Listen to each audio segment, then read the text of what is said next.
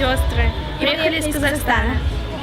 Нам понравилось, то, что здесь очень весело, хорошо проводим время. Мне понравилась тут история Эльсура Нафигова. Очень дружные ребята и очень хороший коллектив. Также мне очень понравились мастер-классы. Я надеюсь, приеду и буду рассказывать про него всем, потому что с него действительно стоит брать пример. Здесь очень круто!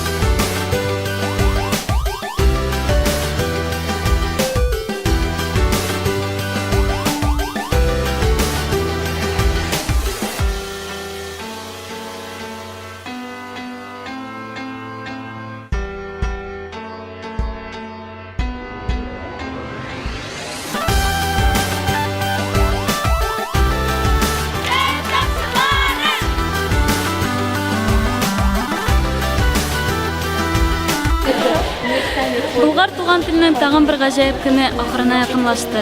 Ә киләсе көндә нәрсә көтә икән безне?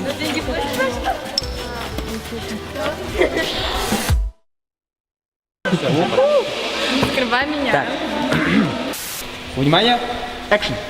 Болгар туган теленең тагын бер көне юк, гаҗәеп дигән. Шо кесәк.